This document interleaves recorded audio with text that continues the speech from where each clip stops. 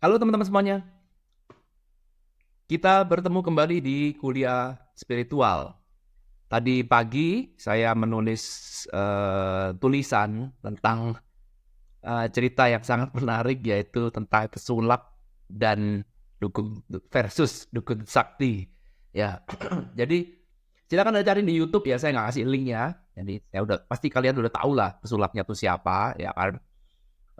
Saya nggak mau apa namanya ikut membantu mempromosikan ini ya, tapi saya cuma ingin memberikan pola-polanya, pembelajarannya agar kita bisa sama-sama belajar ya. Tujuannya sama-sama agar belajar.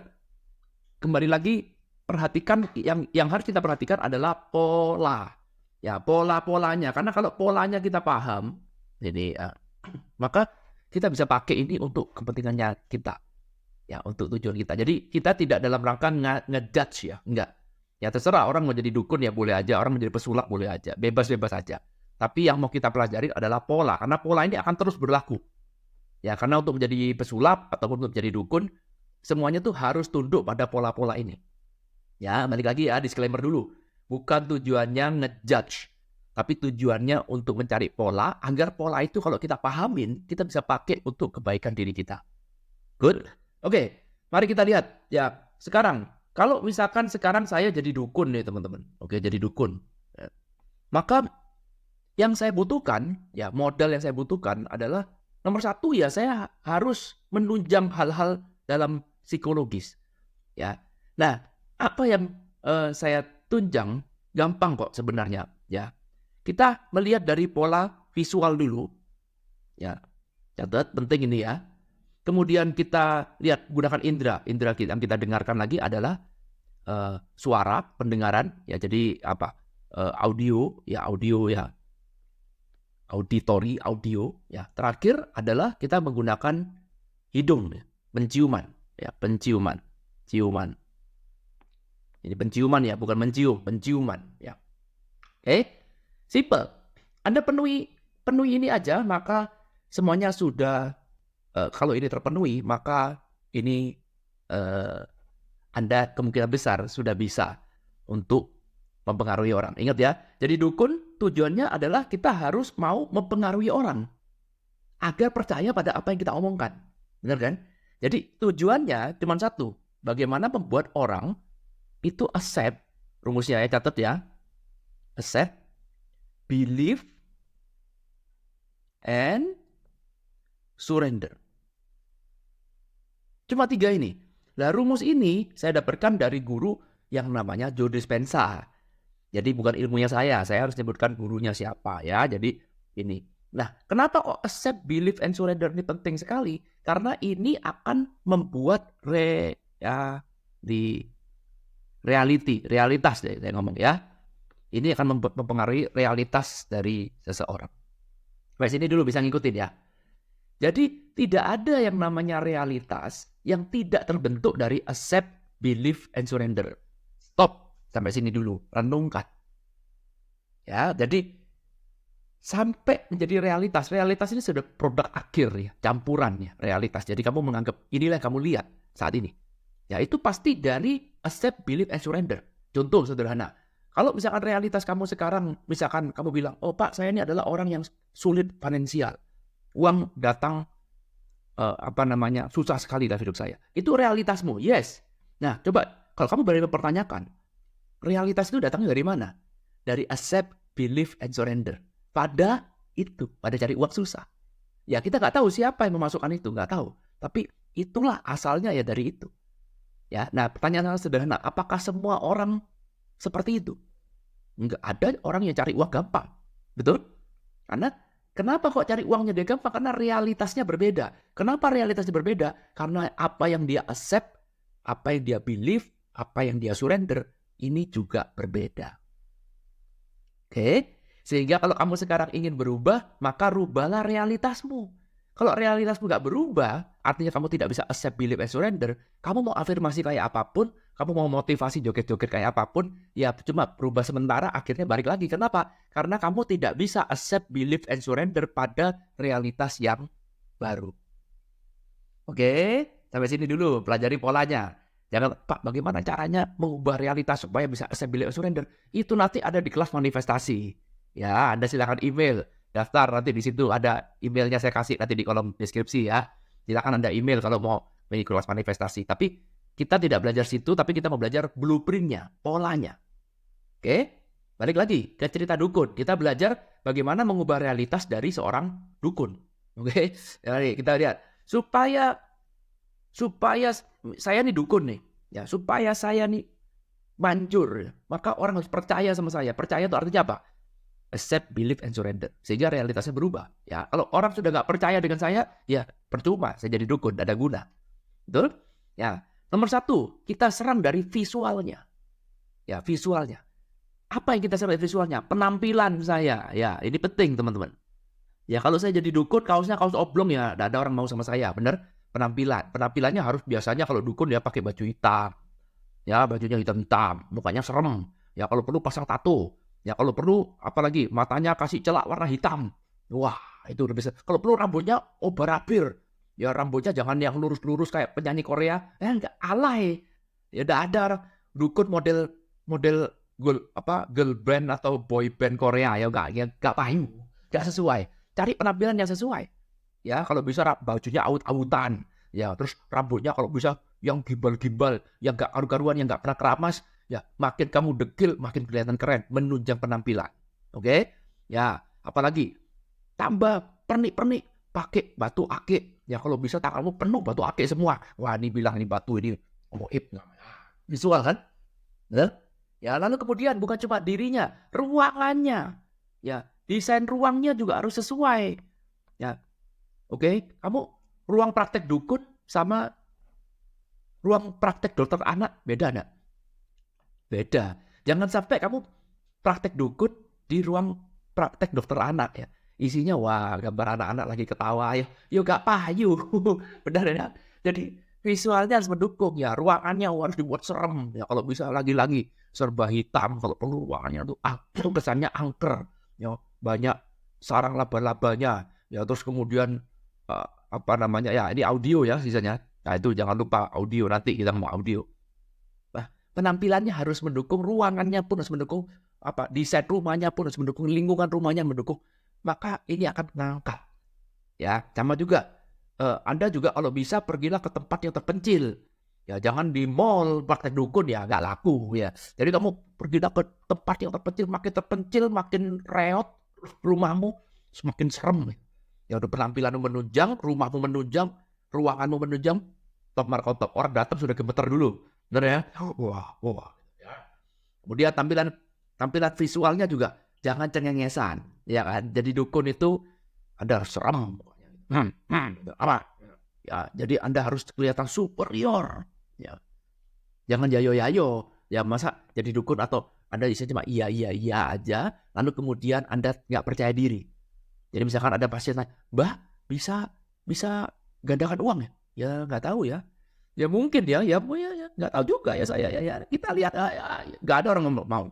Ya dia harus tampil superior, percaya diri, cool, jangan ketawa, ketemu mukanya serem, misterius. Ya itu kan. Ya dan jangan mau kalah, jangan. Jadi setiap kali ada ngomong apa, bantah langsung, jangan mau kalah loh, ya kan?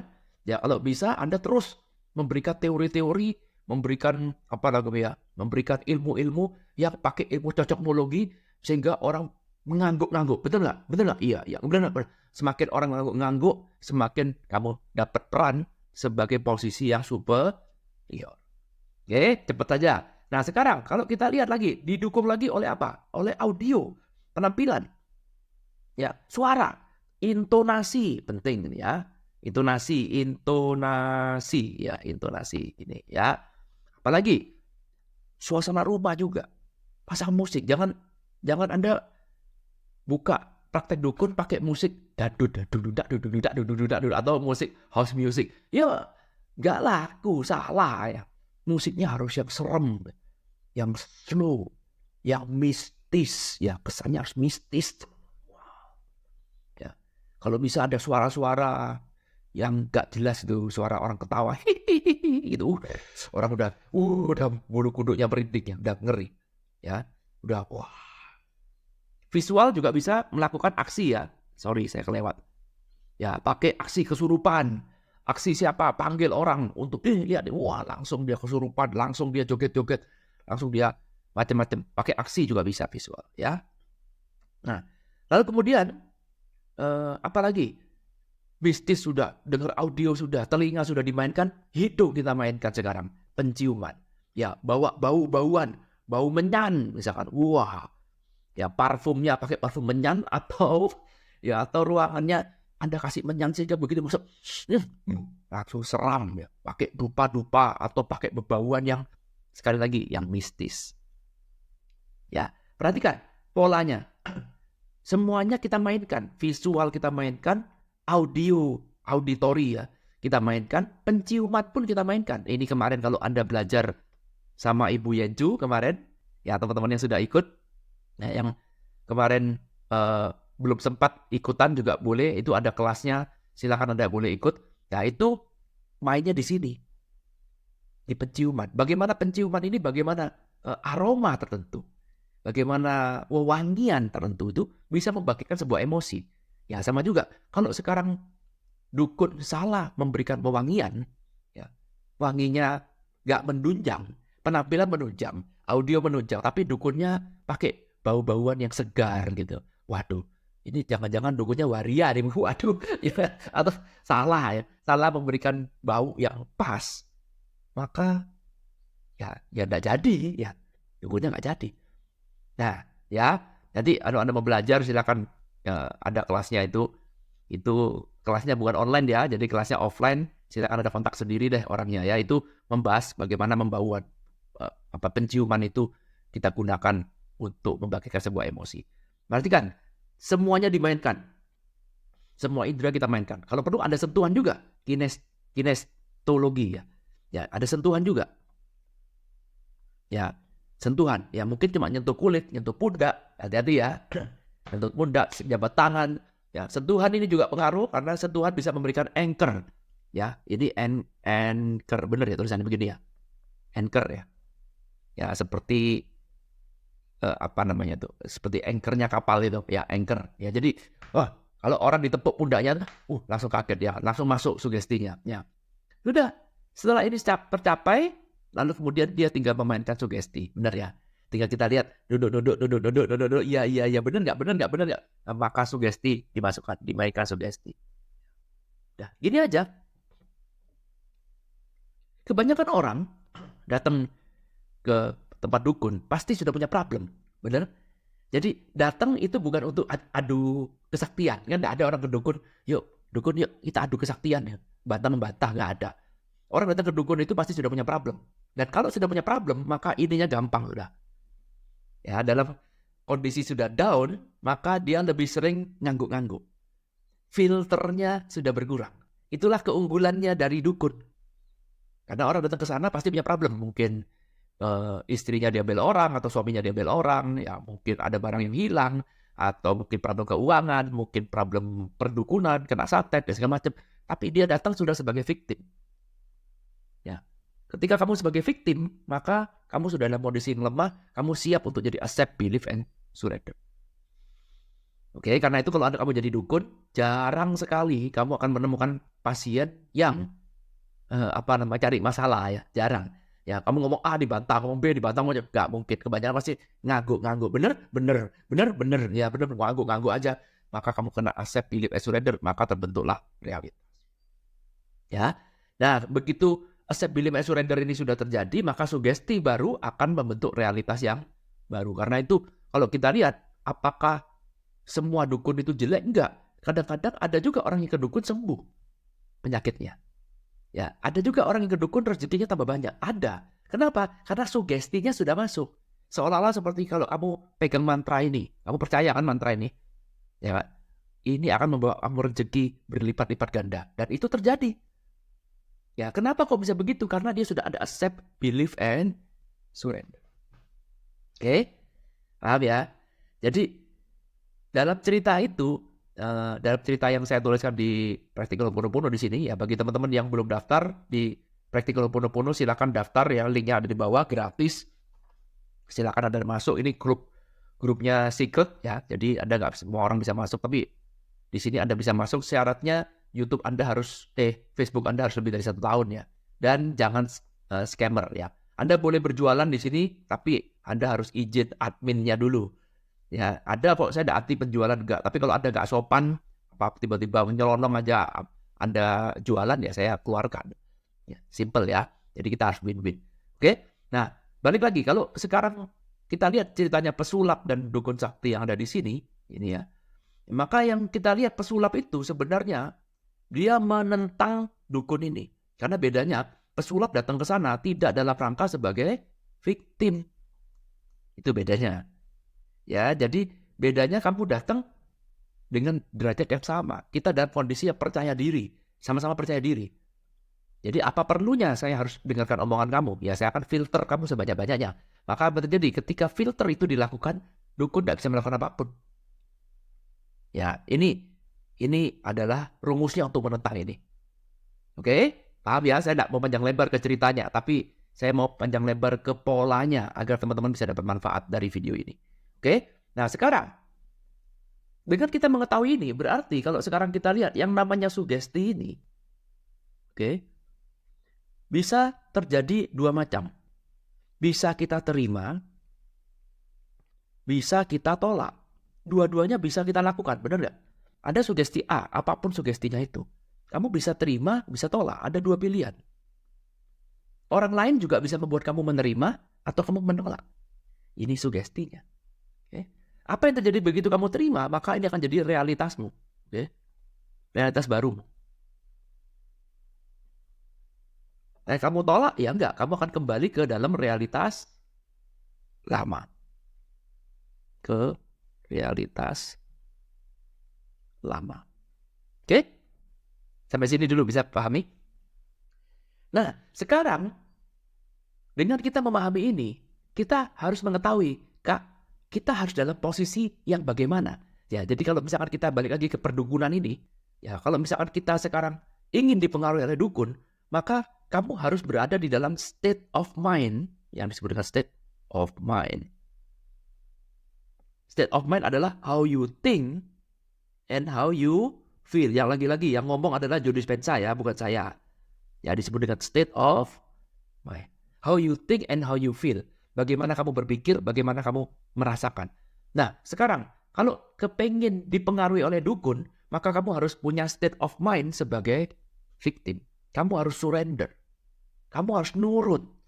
Kamu harus mau dalam tanda kutip ditipu. Oke, rela, ditipu dengan rela. Ya, kalau kamu ingin sugestinya dukun, masuk. Tapi kalau kamu ingin menolak sugesti itu, maka kamu harus bermental seperti pesulap itu. Ya, maka state of mind-nya adalah state of mind pesulap. Ya, kalau pesulap bukan victim, bukan korban. Pesulap ini datang untuk menguji, mempertanyakan ulang. Ya, jadi dia menentang, mempertanyakan ulang sehingga semua sugesti dukun tidak bisa berlaku. Oke, perhatikan ada 2 macam state of mind, satu sebagai victim, satu sebagai pesulap. Dan ini 2 state of mind yang sangat-sangat berbeda. Oke, kita sebagai pembelajar harus mengetahui ini. Ya, artinya kalau sekarang kamu mau melakukan manifestasi, ya perhatikan ya, kalau kamu sekarang mau melakukan manifestasi, misalkan ya, ini sederhana.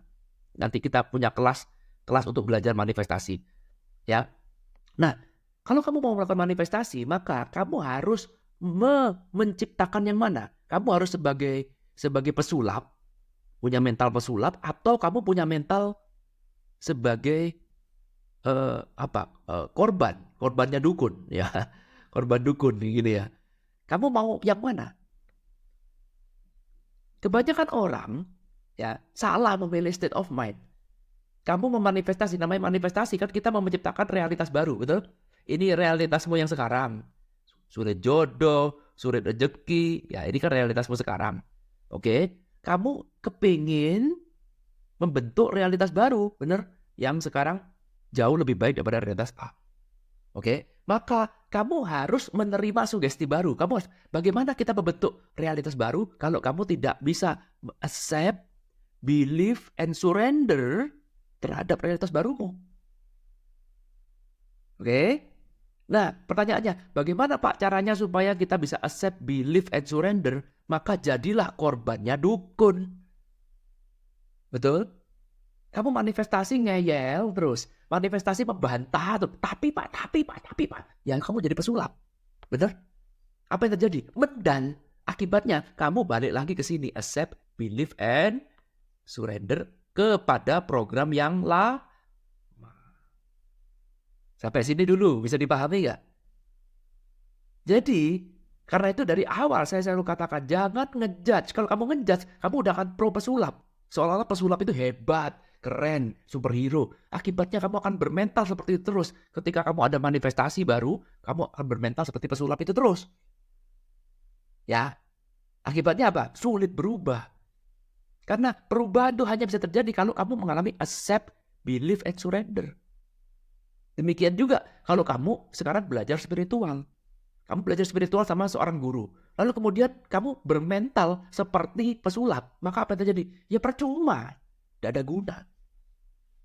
Ya itulah sebabnya kenapa kalau zaman dulu kalau kita mau berguru sama satu guru, kita harus mencium kakinya. Ya kita harus sungkem mencium kakinya. Kenapa? Karena kita mau dengan sengaja untuk dalam tanda kutip, mau siap untuk ditipu dengan rela. Sama seperti korban dukun ini. Ya. Oke. Itu adalah state of mind-nya. Jadi kita harus tahu kapan saatnya kita jadi pesulap. Kapan saatnya kita jadi korban dukun. Ini semuanya adalah state of mind. Kesalahan orang terbesar dalam melakukan manifestasi adalah dia salah memilih state of mind. Oke. Ya sekali lagi, kalau kamu sekarang pakai state of mind pesulap, ya tidak ada perubahan. Karena itu, kalau kamu mau melakukan manifestasi, tanyakan, yakin tak kamu mau ke realitas B? Kenapa? Karena ini harus ada namanya perubahan. Harus keluar dari zona nyaman yang selama ini kamu mainkan. Kamu bilang, Pak, saya sulit jodoh, Pak. Saya sulit jodoh. Itu sudah jadi zona nyamanmu. Yakin tak kamu ingin dapat jodoh? Yang bener. Nah kalau yakin lah kok kamu ngeyel terus. Ya kan lo kamu gak dapat jodoh. Saya sudah dapat jodoh. Saya ajarin kamu. Tapi Pak. Lah Anda ngeyel terus. Lah lama-lama jadi apa? Ya Anda jadi pesulap. Lama-lama ya Anda gak ada perubahan. Gimana bisa berubah? Saya menanamkan sugesti baru supaya kamu bisa accept, believe, and surrender. Kamu tolak terus. Lah bagaimana? Ayo sekarang kamu bilang saya kesulitan finansial. Oke, saya sudah mengalami. Berapa targetmu? Oh, target saya 10M Pak. 1 tahun. Oke, saya sudah mencapai 10M setahun. Mari saya ajarin. Lah waktu diajarin kamu jadi apa? Jadi korban dukun atau jadi pesulap? Kalau jadi pesulap, oh, kamu ngeyel. Gak bisa Pak, ya saya sudah pernah coba main saham. Oh sudah pernah Pak, rugi banyak. Oh sudah, ya akhirnya apa yang terjadi? Ya gak ada perubahan karena kamu malah nantang saya berdebat. Ya akhirnya ya kamu kejebak sama zona nyaman. Bagaimana caranya keluar dari sini? Ya kamu harus punya mental state of mind-nya untuk mempermudah terjadinya accept, believe, and surrender. Oke. Jadi balik lagi, tergantung kapan saatnya kamu bisa bermental pesulap seperti ini, state of mind ini, pesulap atau state of mind-nya dukun, tergantung case by case. Bukan semuanya dipukul rata jadi pesulap terus. Ya nggak bisa begitu juga. Kalau kamu sekarang selalu pesimis, ya kamu jadi pesulap ini kamu jadi nyinyir. Ya jadi apa-apa hal yang baru gak mungkin, ada masuk akal. Itu pasti tipu-tipu. Akhirnya kamu gak ada kemajuan apapun dalam hidup. Ya, jadi pakailah situasi ini sesuai dengan apa yang ingin kamu harapkan. Ya, kalau kamu sekarang dipengaruhi orang untuk melakukan A, di mana A itu tidak baik, ya tidak menguntungkan dirimu, tidak berkah dalam dirimu, kamu jadilah pesulap. Bantallah dia. Ya, betul kan? Ya, kalau kamu merasa itu tidak bawa kebaikan bagi saya. Ya, tetapi kalau itu membawa kebaikan bagi saya, jadilah korban dukun. Kadang-kadang memang kita harus seperti itu. Tentu saja kamu harus melakukan riset dulu ya sebelum membuka filtermu. Tetapi ketika kamu sudah mengetahui ini kayaknya guru yang pas deh. Ini kayak orang yang tepat deh bagi saya. Maka surrenderlah. Bagaimana orang itu atau guru itu bisa mengubah hidup kamu kalau kamu sendiri tetap ngeyel, ngotot, gak mau surrender, malah nantang gurunya berdebat. Ayo, adu ilmu, adu kesaktian, sama seperti pesulap versus dukun. Ya, dari cerita ini Anda bisa mengetahui kapan Anda itu akan jadi pesulap. Ya, jadi Anda lihat ini dua state of mind yang berbeda, kapan Anda akan jadi victim. Oke, semoga bisa memberikan insight ya teman-teman. Sekali lagi, nanti mungkin bulan April ya, kelasnya sudah hampir ready. Bulan April akan saya adakan kelas untuk manifestasi ini habis-habisan, karena semua ilmu yang saya pelajarin saya tuangkan jadi satu supaya memperbesar probabilitas Anda dalam melakukan manifestasi. Ya, jadi kita mempelajari pola hampir sama seperti ini teman-teman. Seperti yang Anda lihat seperti ini, kita belajar pola. Jangan asal percaya. Ya, kita buat polanya, kita diskusikan. Mungkin kita akan berjalan kurang lebih 1 bulan kelasnya, mungkin ya. Ya, jadi 1 bulan masih saya godok. Silakan kalau Anda tertarik, berminat untuk ikut kelas ini. Ya, belum saya tentukan bagaimana kelasnya, tapi kalau Anda berminat, silakan Anda email ke kelas.irwanhiro@gmail.com. Nanti saya kasih linknya di kolom deskripsi. Ya, jadi sementara saya kumpulkan dulu ya teman-teman. Saya kumpulkan dulu orang-orang yang berminat. Saya kasih bonus video. Jadi kalau teman-teman daftar di sini, bilang aja minat kelas, ya misalnya minat ikut kelas manifestasi. Ya, Anda daftar aja teman-teman, gratis ya. Anda daftar aja. Tunjukkan kalau Anda berminat di sini. Saya kasih video intronya sambil menunggu kasih intro. Ya, nanti begitu saya sudah jadi, saya hanya tawarkan, sekali lagi ya teman-teman, saya hanya tawarkan kelas ini pada orang yang kasih email ke saya. Jadi Anda harus cek ya emailnya ya, rajin-rajin cek email Anda. Ya, hanya saya tawarkan di kelas yang ada dalam email. Jadi kalau Anda tidak kirim email ya Anda nggak dapat penawarannya. Ya, nanti kelasnya akan saya umumkan. Mungkinan minggu depan deh saya umumkan. Kelasnya kurang lebih di bulan April, ya nggak mungkin bulan Maret. Ya, April 2024. Ini adalah target saya. Kelasnya di bulan April 2024. Nanti akan saya buat format kelas yang berbeda. Cara belajarnya pun juga jadi jauh lebih efisien. Oke, thank you udah nonton video ini teman-teman. Ketemu lagi nanti di video kuliah spiritual selanjutnya. Thank you. I love you all. Bye.